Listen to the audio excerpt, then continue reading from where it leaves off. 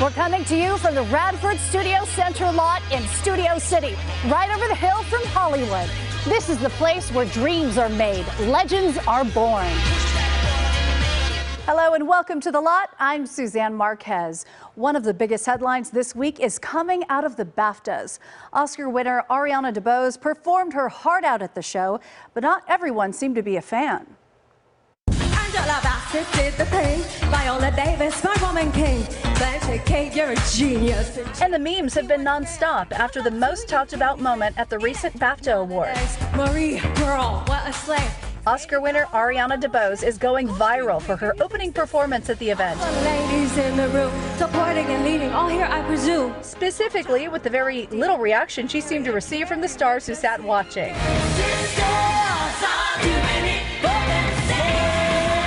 The actress belted out "Sisters are doing it for themselves" and "We are family." We are family. Yeah. She then transitioned into an original rap saluting the award's female nominees. The category is Outstanding Debut. Charlotte Wells, we love After Sun. Georgia Helene, Blue Jeans, The One. Elena, Maya, the teamwork's grand. Good luck to you, Katie Grant. After receiving backlash online for the so-called awkward performance, she deactivated her Twitter account. But BAFTA's producer Nick Bullen has already come to her defense, saying, quote, "I think it's incredibly unfair, to be frank. I absolutely loved it." Jamie Lee, you are all of us. He said that rap section in the middle, mentioning the women in the room, was because it's been a great year for women in film, and we wanted to celebrate that. And here is a woman of color who is at the absolute top of her game. And we're here to remind you she's one of Hollywood's most talented actresses. She recently took center stage hosting last year's Tonys, even going viral, making herself right at home on Andrew Garfield's lap. I'm sitting on you. She flawlessly started the show with a rendition of an opening number of some of Broadway's finest. Ariana DeBose always does the thing. Not since Sharknado has a movie been such a talker. Cocaine Bear. And the movie is as wild as the title, inspired by true events from 1985. No, don't eat that, don't eat that. Let's see what kind of effect that has on us. Elizabeth Banks steps behind the camera to direct the wild comedy Cocaine Bear. A bear did cocaine. I loved the challenges that it presented. It felt very risky to me because it's a confluence of a lot of things. It had to, the tone of the movie was so important to pull off. I knew that I could kind of hide a comedy inside of a horror movie. She's an actor who knows how to talk to actors. And so to have one of us in the director's chair, it's a plus. But Mama Bear and Papa Bear would be very angry because drugs, especially cocaine, are very, very bad. I have these like wild friends, mom friends of mine, and they're like, if you don't do this movie, we're gonna stop being friends with you. You've got to do this movie. And we're all taking our 16-year-olds to go see it when it comes out in a big pack. The movie's R rating for bloody violence and gore is well earned. I've gone down the internet rabbit hole of looking at real animal attack victims and what that looks like, and it's horrifying. It's gory, it's crazy, and I just felt like we had to lean in. I mean, this concept is bold and audacious, and if I made any choices that were not bold, then it wasn't going to work. You have to lean into this material. You can't shy away from it. It kind of seems like the thing that stays with a man forever. Kelsey Grammer stars in a new movie about the national spiritual awakening of the early 70s and how it started within a community of teenage hippies in SoCal. Jesus Revolution is in theaters now. You've probably noticed we have some guests here today. I'd like you to meet my new friends. Welcome. They don't belong here. Half of them aren't even wearing shoes. They're staining the new shag carpet. They need our help. Kelsey Grammer plays Pastor Chuck Smith, who preached to a nearly empty church until changing his style and approach to welcome a generation of hippies and seekers in the 70s, eventually founding Calvary Chapel. Calvary Chapel was where we used to hang out when I was in high school, so it's very dear to my heart. What made you want to take this role on? I'd had a sort of a soul-searching night in my home. Around 3 a.m., I was sitting there in my living room saying, give me something important to do, something that has value, beyond just entertaining or whatever. And the next day, this script showed up, and I read it, and I said, okay, I guess this is a story I'm supposed to tell. When God walks in here, brings me a hippie, I'll ask him what it's all about, because I do not understand. Jonathan Rumi plays the hippie street preacher who inspires the Jesus revolution that would sweep across the country. He came to Christ through a vision in his own life. He was tripping on LSD when Jesus came to him in a vision and showed him the Pacific Ocean. And instead of it being filled with water, it was filled with a sea of people, of young hippie teenagers just desperately searching for God. It's just water. It's just saying, why is it going to prove? Right, it's just water. It's where you freaking out. I'm not freaking out. Joel Courtney and Anna Grace Barlow play young Greg and Kathy Laurie, who would go on to open Harvest Christian Fellowship. And having the access to his mind and his memories and his process, like thought process through things, was just invaluable. Yeah. And I got so lucky with Joel. You know, you really want to do a great love story justice, and it's really lucky that we get along so well. And I feel like it looks pretty good up there. Our country is a dark and divided place, but now there's hope. And when we come back, we take a look at Karol G's and Shakira's new single, already causing a storm.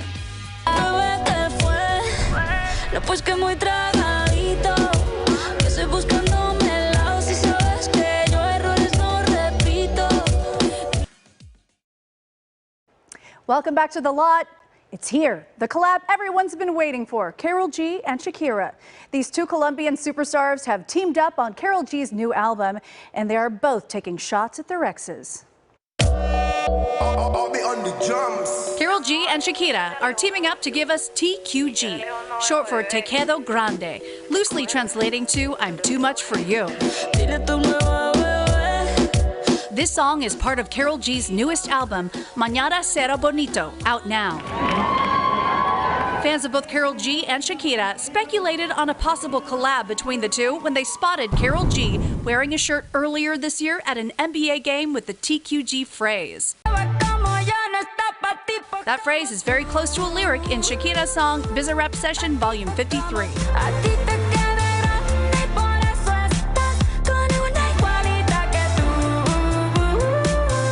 It translates to, I was too much for you. Coincidence? We don't think so. This collaboration seems to continue, with Shakira taking shots at her ex, Gerard Piqué, just like her previous two releases. Karol G described the song to the New York Times as a good riddance song. And for those who don't know the tea, Karol G was also part of a very public relationship / breakup with Puerto Rican rapper Anuel AA.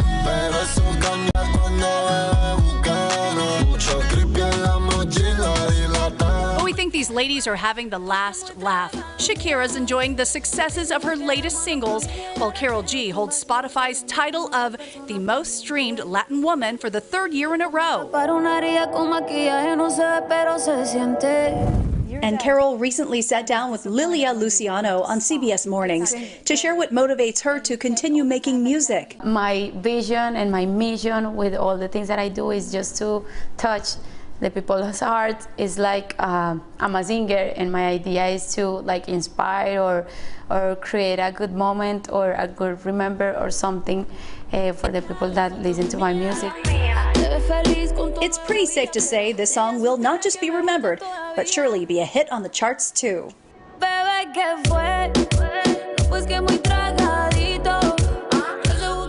Karol G's album is out now. Other collaborations in the album: Phineas, Billie Eilish's older brother and producer, as well as Sean Paul, Carla Morrison, and Romeo Santos. Singer Adam Lambert also just released a new album titled High Drama. The American Idol alum tells us why he wanted to showcase the music of the 80s and 90s. Came in from a rainy Thursday on the avenue. That's Adam Lambert performing Duran Duran's Ordinary World. I turned on the lights, the TV, and the radio. I wanted to do it in a way that was sort of haunting and a little darker and made you listen to the lyrics really carefully. The song is from his first covers album, High Drama. but I won't cry for yesterday.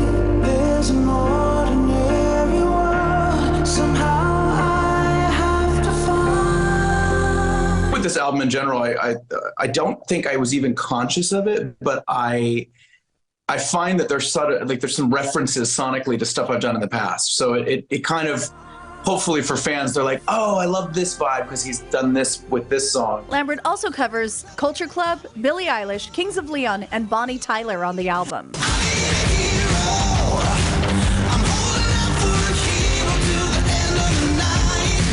It's always been sort of a guilty pleasure song for me. And when we decided to put this on the album, at first we tried to do a different direction with it, and it just didn't feel right. And we were like kind of scratching our heads going, what do we do? And we finally kind of cracked the code, and we thought, let's do like a glam rock shuffle, kind of classic early 70s, and it just clicked. Pentatonix just became the first a cappella group to receive a star on the Hollywood Walk of Fame. They have won 3 Grammys and sold more than 10 million records worldwide. Easy come, easy go, will you let me go?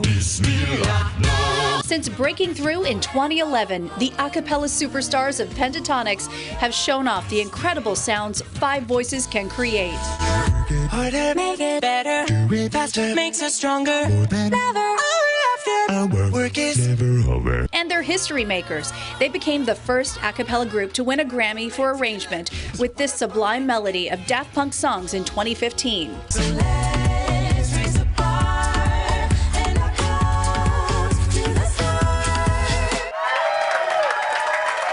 They're now the first a cappella group honored with a star on the Hollywood Walk of Fame. Pentatonix singer Scott Hoying says the star should serve as inspiration for people trying to follow their dreams, even if it's something that hasn't been done before. When we were just starting out, we learned quickly that 5 people that sing a cappella, Andy was just talking about this, on the internet claiming they want to win Grammys, sell out arenas, have a star on the Walk of Fame might be a tough route. But against all odds, it happened, and we wouldn't have achieved that or had the confidence to even pursue it without the passionate fans that remind us daily what we're doing is having an impact. The reason I tell that story is to remind myself and hopefully inspire anyone watching, feeling like they aren't talented enough, cool enough, special enough, or anyone who's been told their ideas are too far-fetched, embarrassing, unrealistic, to please know that that skepticism is the first sign you're doing something groundbreaking. Singer-songwriter Andy Grammer paid tribute to the group with a poem. That every once in a while an artist or group appears that doubles down on who they are, middle fingers to their fears. Saying, we don't know if this is right, we don't know if this is wrong, but we're gonna sing it anyway, and we hope you sing along.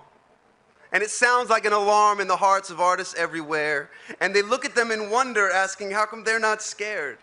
And if they're not scared, then why am I scared? And it plants a little seed that maybe, just maybe, if there's a place for them, there might be a place for me.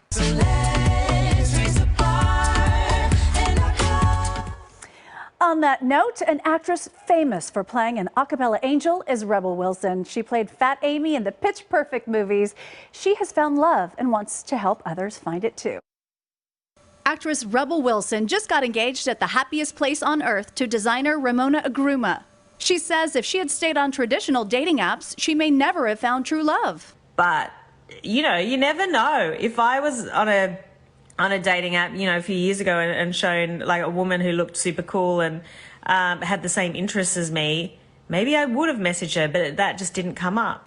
Now she's launching a new type of dating app called Fluid, inspired by the term gender fluid with no labels. You might not know what flavored cheesecake you want when you're at the Cheesecake Factory until someone's put in front of you. Is that a bad metaphor? I don't know. Why do I always do metaphors about cheesecake? She went live to talk about the new free app and fielded lots of Pitch Perfect questions. We are all friends, you know, all of us girls. I actually have, what do I have? I have an original photo. There we go. From Pitch Perfect 1. Anyway, that's all the Pitch Perfect stuff. I don't really have any updates about that. A famous former monk is also committed to helping folks find love. He officiated famous weddings like Justin and Hailey Bieber and J-Lo and Ben Affleck. Jay Shetty sat down with our Jamie Yukis to talk about his new book. You have a new book out, The 8 Rules of Love, How to Find It, Keep It, and Let It Go.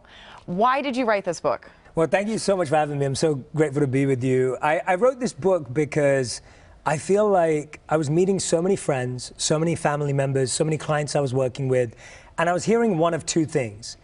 I was hearing about people whose professional life was going really, really well, but their personal life was struggling. They were struggling with their partner back at home, they weren't dating right, they weren't meeting someone, and years were going by and they felt a lack of love in their life. And I saw the opposite too, where people had professional challenges, but their personal life at home was strong and their foundation was good, and they were able to take new risks, they were able to try new things. And so I thought to myself that over the last few years, we've talked a lot about physical health. Right. We've talked a lot about mental health, but we haven't talked about relationship health. But what if love was the skill and the habit and the muscle that we haven't trained?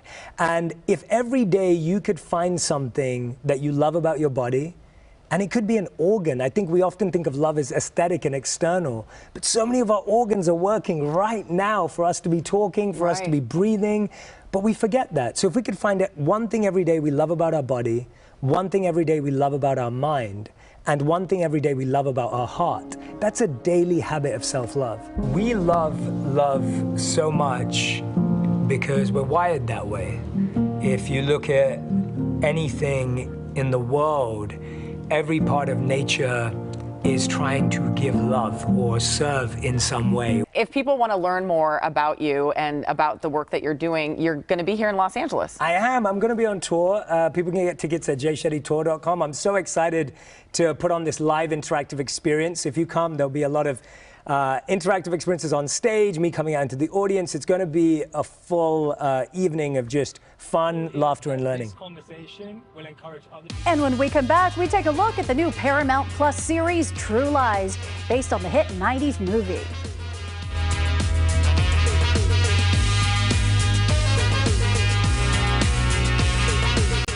Welcome back to The Lot. Do you remember the 1994 movie True Lies, starring Arnold Schwarzenegger and Jamie Lee Curtis? Of course you do. Well, there's a new show inspired by the smash hit. The action-packed comedy series, based on the James Cameron classic, stars Steve Howey as a suburban dad / international spy who accidentally brings his wife into his world of danger and adventure. True Lies starts streaming on Paramount Plus and CBS March 1st. Am I in the shot? Spy face. The show very much still has like the DNA of the 90s film. Obviously it's an homage, but we're trying to have our own thing. We're trying to create our own thing. I'm a spy. You've just been lying about everything since we met? Please don't be mad. Well, it's too late, Harry. Helen Tasker thinks her husband is having an affair, but he really is a spy and has been lying to her since they met in college. And on this one mission, he brings his wife, telling her that it's a vacation, when in actuality it is a mission. Her entire reality is altered. Cover story review. Where'd you stay? Cleveland Ramada, room 713. How'd you get the bruise on your arm? Luther's bag fell out of the overhead compartment on the plane. Good. The Gibb character is tricky because he is in a lot of ways the de facto Hallmark husband that you don't see. He's doing all sorts of stuff to make Harry whole while Harry is working, saving the world. I enjoy doing a lot of the action and the stunts. I did get on a rig and do all of the helicopter work, which was the most physical workout I've ever had. Every week you're gonna get a 1-hour action film, basically. Nice job. Is that from your exercise video? That's from yoga class. The fun is paramount, which I love. You kind of get everything. So you get like really cool action, you get comedy, you get the sexiness, you get the family dynamic, which is very sweet and has a lot of heart. If you're a fan of the movie, you're gonna become refamiliarized with the characters, and if you've never seen the movie, hopefully say, oh, wow, that's cool. Well, sometimes you really don't know who you're married to. And I caught up with the show's power couple on the red carpet at the Grammys just a few weeks ago. Jamie Lee Curtis is having such a moment. I'm sure it's great press for the show. Yeah, she's such an icon. And I'm like, I look at her and all the fun choices she's made in her career, and I hope I can be so lucky to have one like hers. But yeah, I love everything everywhere all at once. Yeah, we have very big shoes to fill. I mean, she's a legend.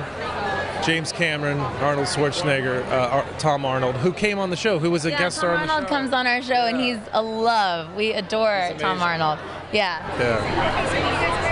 Oh my gosh, I'm wearing Jennifer Fine, and she drew this. It's literally a biodegradable, like made out of corn, and she drew this, hand drew it with a 3D pen just for me. She's such an artist, and I love her. And these are Saint Laurent and Givenchy. And this Gucci. is Gucci, baby. You gotta show the label. I broke my finger on the show because I do my own stunts. Yeah, but obviously. Gucci. Who got you those shoes? She did. I got him those shoes. I like that the workouts and the stretching are paying off. Yes. Oh yes, yeah. You got when you do your own stunts, you got to be a little bit flexible.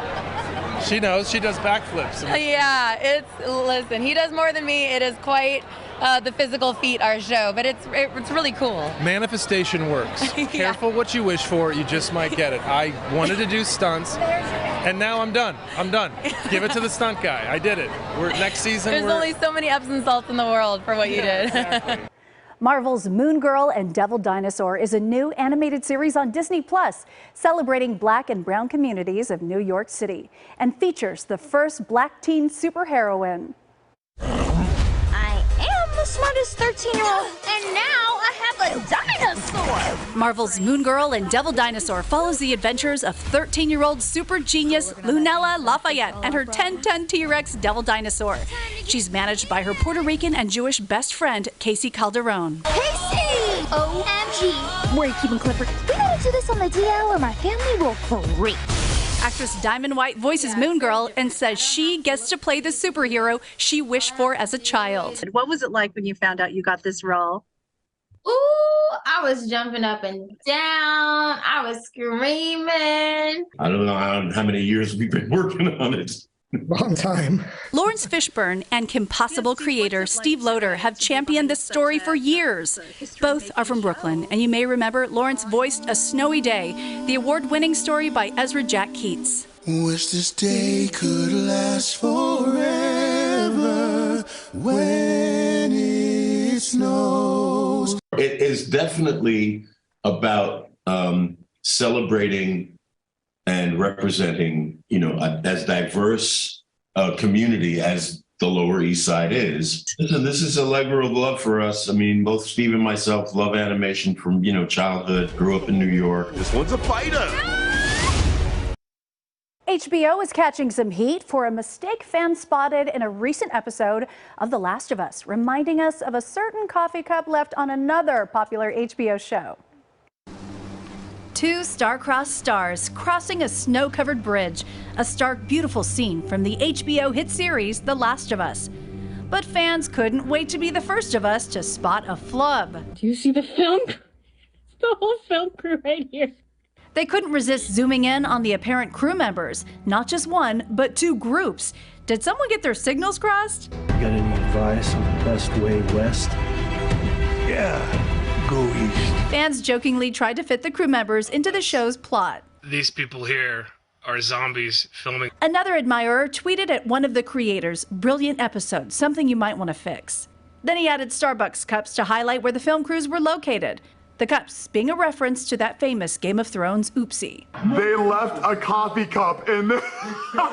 Viewers had a field day drawing circles and arrows pointing out the gaffe. A mundane paper cup in a period more suited to goblets and horns. Though the show said it wasn't actually Starbucks and joked the latte that appeared in the episode was a mistake. Daenerys had ordered an herbal tea. All we can say is, damn. From one viral moment to some more, here are the TikToks of the week.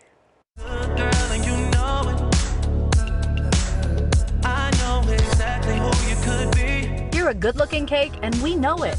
There's a new viral Drake trend going around, simply Drake on cake. TikTokers are recreating the Canadian rapper's 2013 album, Nothing Was the Same, in a yummy way. Fans are showing off their incredible icing techniques, while some are settling for the laughs. Even professional bakers have gotten in on the trend. The Drake cake trend has gotten over 81.5 million views. A perfect late-night snack, wouldn't you say?